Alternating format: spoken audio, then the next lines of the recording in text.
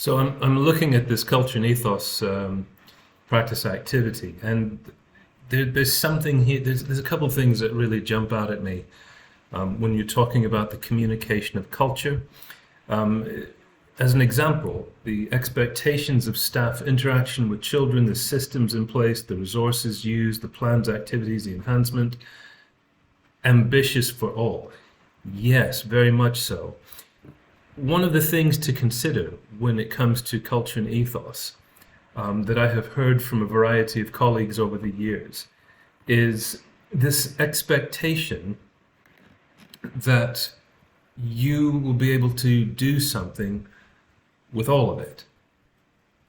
In reality, when it comes to culture and ethos, you're only really responsible for what you have control over.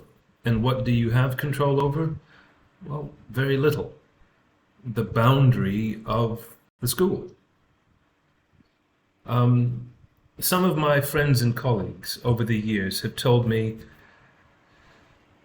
the feelings that they have of almost being despondent, that they feel as if they are expected to have the ability to influence or have a responsibility, a joint responsibility for something beyond their control. They even mention things to say, sometimes we feel we're more of a social worker than we are an educator. And yet at the same time, aren't there social services out there as well? Well, yes, of course, we have to link with them and so on and so forth. All of these things take away from, some of the primary functions of the school. Why? Because the attention is being diverted towards the culture and ethos of what is beyond the school boundaries. So what do? You focus on what you can within the school boundaries, and you find ways of adapting that or adjusting that. Notice that I don't say control it, because humanity, we're humans, we're not machines. We don't manage people the same way that we would manage a shipment of Heinz baked beans, where it comes in here and goes over there, etc., etc., and so forth. We're not machines. We have feelings and hopes and aspirations, emotions, and at any given time, any one of those right there can set off a chain of events that totally directs a school day to an opposite direction, which requires you to bring in social services or, even forbid the police if necessary.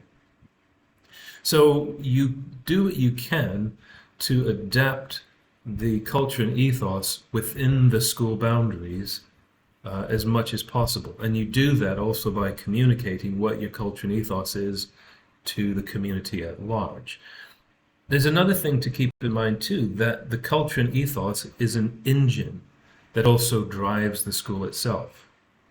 Most of the time we focus on things such as budget, school improvement plan, development plan, feedback from inspections, whether it's an MAT or an LEA or even the school inspected HMI. These are the things that drive the school. But the culture and ethos can as well too. It's the atmosphere, it's the feeling, it's the identity of the school. Don't underestimate that. Now, another thing that I've also looked at here that jumps out at me is the CPD. If the school's ethos is very much something as ambitious for all, then there has to be ambition for all when it comes to CPD. Let's never underestimate the work that our friends and colleagues do in learning support or in teaching assistance. They deserve access to the same high quality level of professional development as we would expect from a main pay spine or upper pay spine teacher, or even someone on a leadership spine who still has any teaching responsibilities.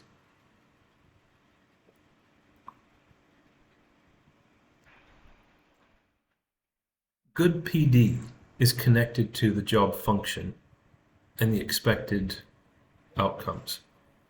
No, would we expect catering service or the caretaker or the business manager to understand the machinations of teaching and learning? Of course not. That's not something they would normally work with. But obviously safeguarding and mental health and well-being, because they do come into contact with children and or vulnerable adults at some point during the course of the day. Safety, safeguarding, etc. But when it comes to the culture and ethos of the school, the classroom is really where it comes. Don't forget, schools work on two major areas. One, good teaching and learning. Two, a good experience during the day socially. So if we are going to drive the culture and ethos of the school through the classroom, shouldn't everybody have access in that classroom to the same quality PD? Why would we ask our learning assistants to go to something over here that, would also be useful, but we've deprived them of things such as scaffolding or pacing or curriculum design and development, or even learning how to assess open and closed questions and things like that? They may not have the immediate need of full-on PD in these areas, but they should still be aware of that. Because at the end of the day, they work together with a QTS trained teacher in the classroom to provide good quality teaching and learning and a good social, emotional experience with the students. So they need to have some knowledge of this thing that the teacher's going to work with, but in a way that's relevant to them. If it really is a matter of ambition for all, opportunities for all with high quality PD, just something to be thinking about.